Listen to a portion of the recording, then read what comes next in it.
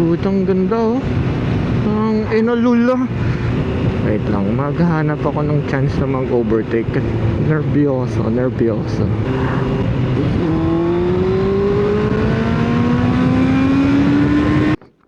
Ang ganda ng lugar oh.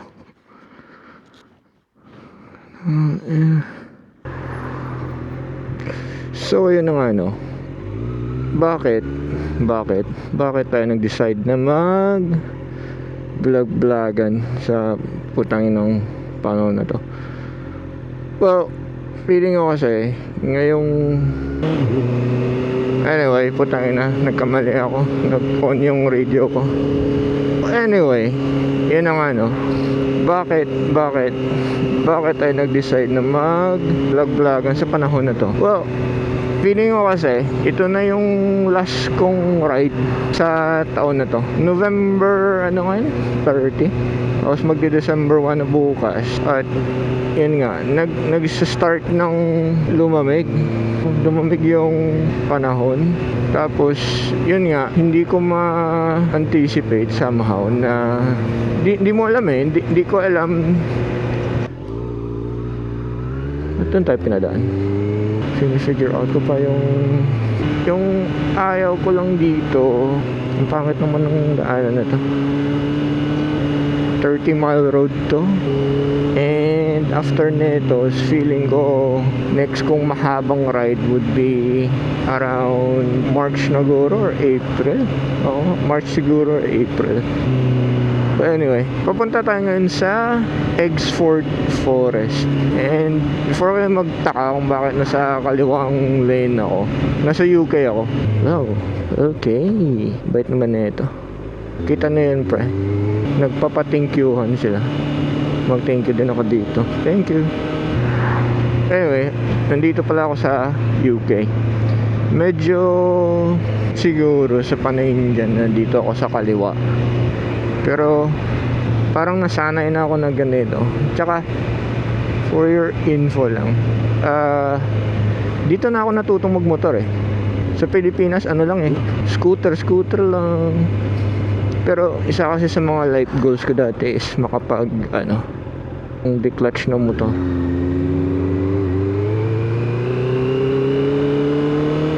And yun nga, life goals. Tsaka dito na ako, sabi ko kanina, dito na ako na tutong magmoto. Kaya yun, yung utak natin is more na program na sa left side. Pero that doesn't mean na hindi ko na kaya gawin yung sa right side. Hindi naman sa ganun. Recently umuwi kami ng Pilipinas okay naman. I mean, it took a while before ako nakapag-adjust. Anyway, gusto ko naman sana pag-usapan kasi marami yung nagtatanong sa akin kung bakit daw ako nag-decide magmotor dito sa UK. Well, a few things lang naman actually. Una sa lahat, wala namang gagawin dito eh. I mean, yes, nagtatrabaho ako dito, pero syempre kailangan mo din ng hobbies, kailangan mo din ng, outlet. May outlet ako sa gym, pero other than that, wala naman akong iba ng outlet. Pero yun nga, since na-discover ko tong pagmomotor, na-enjoy ko talaga siya. Hindi siya hobby na gagawin mo lang for 1 year. Feeling ko kasi yung pagmomotor, hobby siya na lifetime.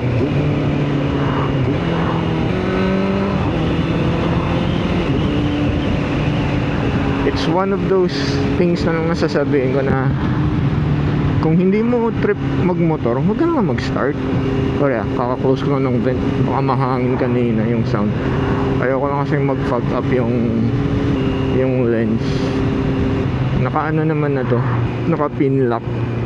Sa mga nagtatanong nga kung bakit dito ako nag-start magmotor sa UK, kasi para sa akin ba, ito yung pinaka-safe na lugar ata para sa akin na mag-learn ng magmotor.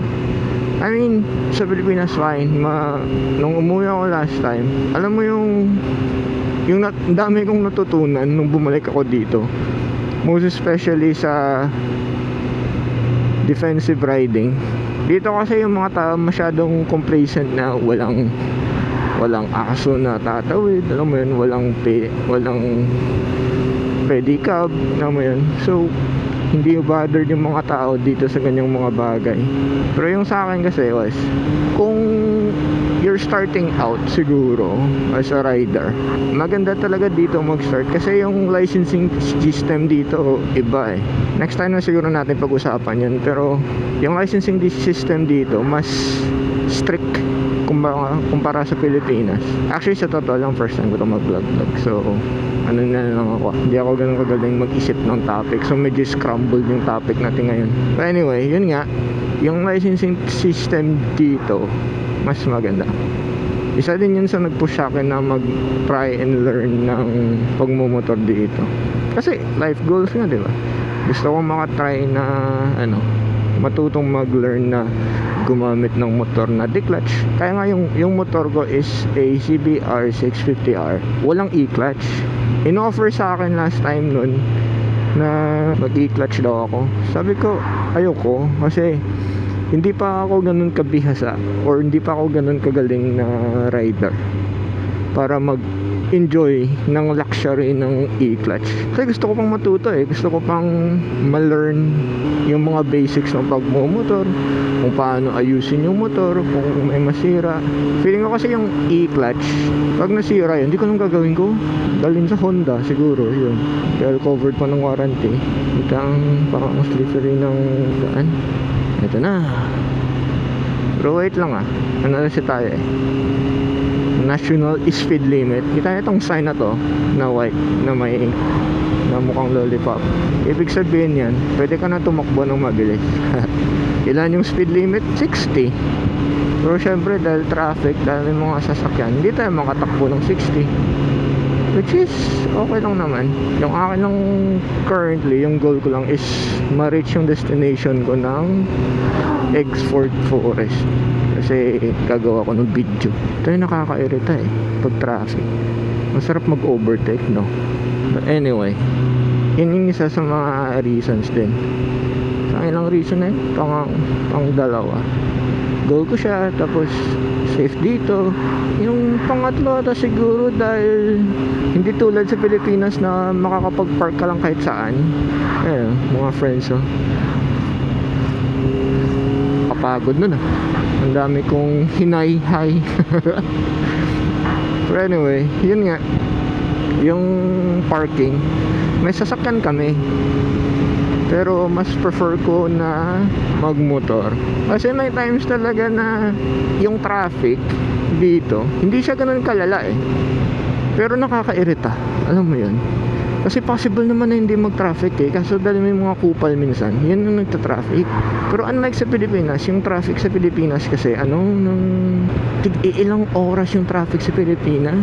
Oo, yun yung problema dun. Dito, ito kita nyo to, traffic na to para sa kanila. Malaking traffic na to para sa kanila. Kasi hindi mo naaabot yung speed limit na gusto mo. Tsaka para sa akin na isang nagmo-motor, traffic na rin to para sa akin. Kasi normally, pag dumadaan ako dito, humahataw na ako dito eh. This time, hindi ako makahataw. Anyway, parang gusto ko nga mag-overtake kaso ayoko din maging kupal. Kasi masyadong mahaba din yung masyadong mahaba din yung line. Anyway, yun na nga yung mga reasons ko bakit nag-decide ako mag-motor dito. Wait lang yung map ko nag-iba eh. Sabi daw doon ako, second exit, may roundabout. Sana mabukasan yung mga sasakyan after nito. Let's go. Pero yun nga isa lang naman yan sa mga main reasons why. Ayun ang busy ng roads ngayon Ito mga friends nating motorcycle riders, nagsisilabasan ngayon kasi alam din nila na last day na siguro to before mawala yung enjoyment ng pagmumotor. Actually ngayon kasi malamig din naman, naka heated gloves nga ako, di ko lang inuon, pero malamig ngayon. Pero medyo maswerte kasi may araw, tapos parang 9 degrees ata yung temperature ngayon. At kung hindi nyo nahalata, naka all black ako. Ito yan, all black. Dahil yan sa panahon. Kasi at the moment, mostly yung nakikita nyo sa roads is gray, no? Shades of gray and light. So kapag ganito, yung maganda sanang suot is neon, no? May konting difference in color. Puta, ba't ang traffic ngayon? Ito yung problema eh. Sunday ngayon, pero ang traffic pa rin. Tapos magdagdag na lang pala ako ng isa pang reason kung bakit. Kasi yung mga drivers dito, mas ano sila, let's say, mas trained ng maayos. Kasi, sabi nga nga earlier, ano dito yung yung licensing system, mas strict. Oo. So, hindi ka basta-basta makakakuha ng lisensya dito. Kailangan mo ng, kailangan mo ng lessons talaga.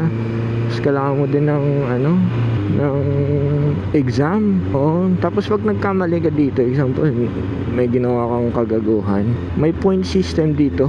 Kapag na-reach mo yung certain points, number of points, alimutan ka, parang 6 points ata sa first 2 years or 9 points. Kailangan mong umulit, no? Kailangan mong kumuha ulit ng lisensya, which is really annoying kasi magastos, friend. Magastos ko man ng lisensya dito. Itong sa motor ko, yung nagastos ko sa lisensya siguro was around almost 1,500 pounds. Kasi syempre kukuha ka ng provisional license, tapos magsi-CBT ka. Yung CBT, yan yung compulsory bike training na tinatawag nila dito, which is, feeling ko lang para sa akin, sa Pilipinas kailangan nilang i-adapt yan. Kasi sa Pilipinas, pagkaalam ko, nung kumuha ko dati ng lisensya ko, matic, allowed na ako mag-drive ng motor. Medyo natawa nga ako nun eh. Kasi, sabi ni Papa sa akin, pwede ka mag-drive ng motor. Ha? Hindi naman ako nagmumotor, hindi ako marunong. Yun yung sabi ni lisensya mo, pwede kang mag-drive eh. I think nakuha ko yung license ko year 2016, 2017. Parang pag-graduate ko na ng course. Nagtatrabaho na ako noon. 2014 ako nag-graduate eh. Tapos yun nga, nang boring naman ng road na to. Puro mababagal. Fast road na nadaanan natin, pa. Anyway, yun ang yung mga drivers dito mas trick. Meron din naman mga kukupal, yung mga kumbaga nakaswerte lang na nakapasa, pero not everyone, no? Wait lang, maghahanap ako ng chance na mag-overtake kasi ang bagal nitong sa harap po. National speed limit na tayo, tapos yun yung takbo mo. Nervyoso mamaya sa open road.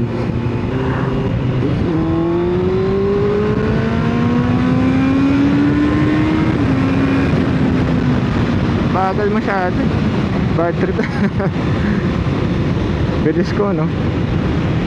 Nairita na ako maghintay sa'yo. Hindi ko na-enjoy yung roads. Anyway, yun na nga.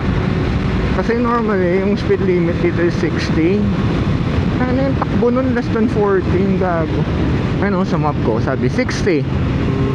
Pero syempre yung takbo natin sobra-sobrahan kanina. Yung tama. Ito, yan yung na-enjoy talaga natin,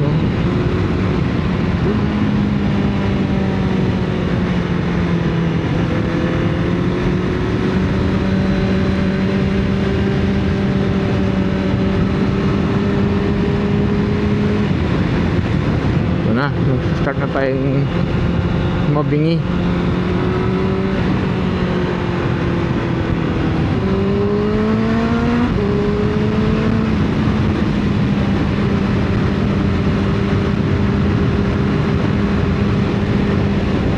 Anyway, ito na siya.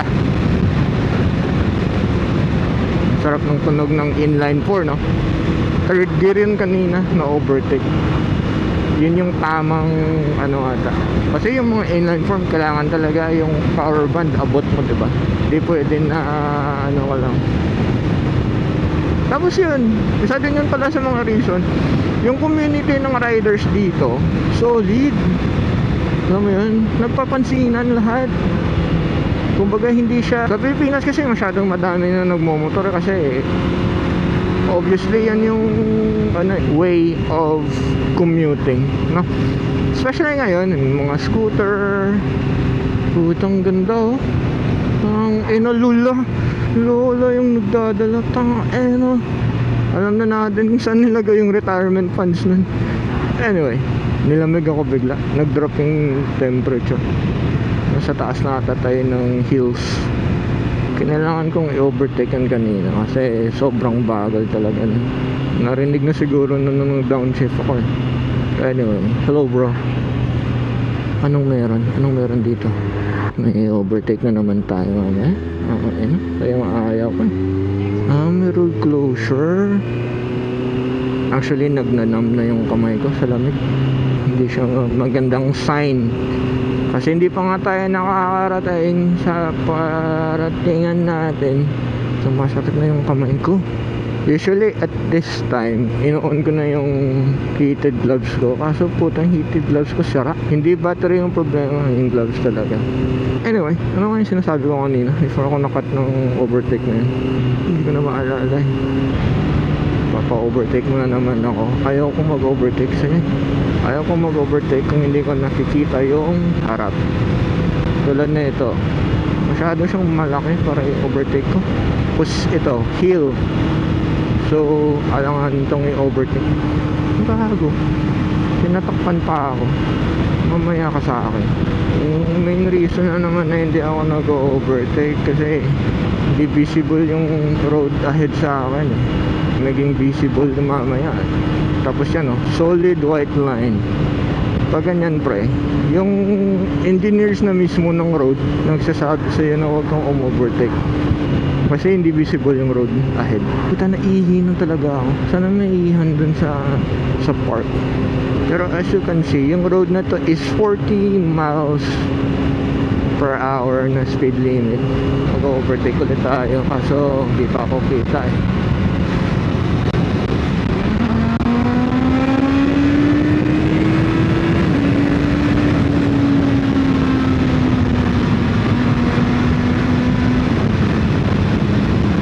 Yung magandang sundan yung sa harap kasi mas mabilis siya eh. Yun, hindi siya umaabot ng 60 kaya medyo nakaka-irita. Tapos sinatry niya pa ako i-cover kaya ayokong mag-risk. Tapos very common sa ngayon yung black ice.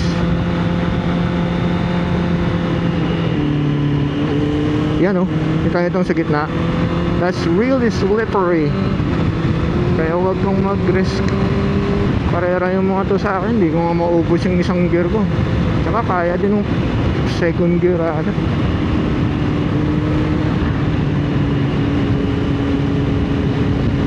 Ito, it's really slippery. I'm not gonna risk it. Okay to sundan yung sasakyan na to. Pero di ko siya didikitan para hindi siya ma-pressure. Problema kasi pre, kung ako driver din kasi ako eh. Pag may motor sa likod ko, napi-pressure ako. Parang gusto kong bilisan palagi. Alam mo yun? Lap Ford Railway ata eh. Ito yung maganda walang sumusunod sa likod natin. Tayo lang. Tapos ang ganda Kasi technically hindi pa naman start ng winter talaga eh. Yes, malamig siya pero gago, feeling ko napipressure tong sasakyan sa harap ko. Very slippery yung roads. Kaya ayoko magtiwala. Actually maganda naman yung tires ko pero ayoko. Kung summer lang siguro to, kahit ganito yung sitwasyon, overtakean ko yan. Pero it's just chill and spirited riding yung ginagawa natin ngayon. Ayaw kong maging overly kamote ngayong araw kasi hindi safe yung roads pre. Hindi talaga. I mean it's nice, clear and sunny, pero this is not safe. Ang buti nga tong sasakyan na to, very understanding. Hindi niya ako sinuslow down. Nag-maintain lang kami ng tamang speed and that's good with me. Ayaw pa ba tayo? 2 minutes away na lang yung stop natin.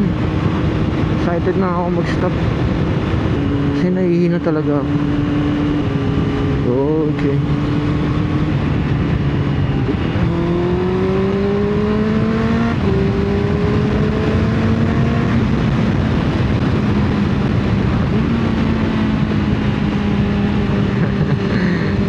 you, brother.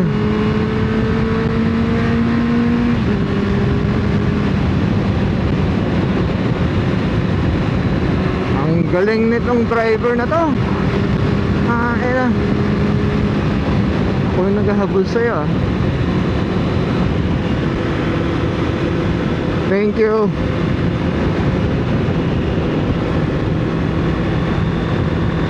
Dito na ako sa destination ko eh. Thank you.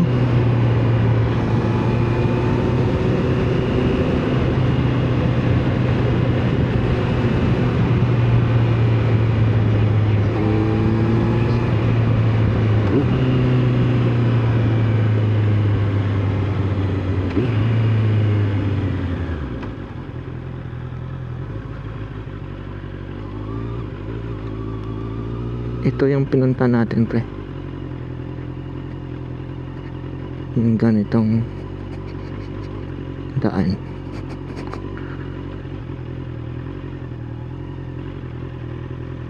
Tira-tira dito. Di ko alam.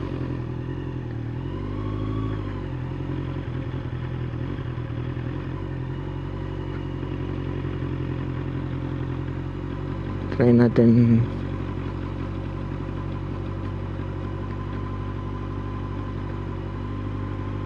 Nakitin pa doon.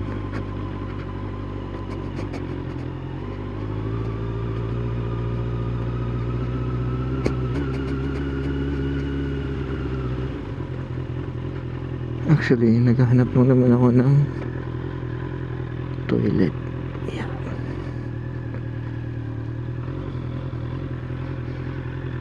Yeah.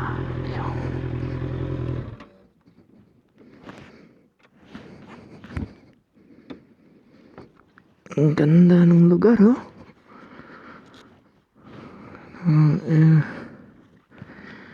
Actually, gusto ko pong malaman kung ano yun ang doon. Parang presko doon, no? Anyway, imo na ako.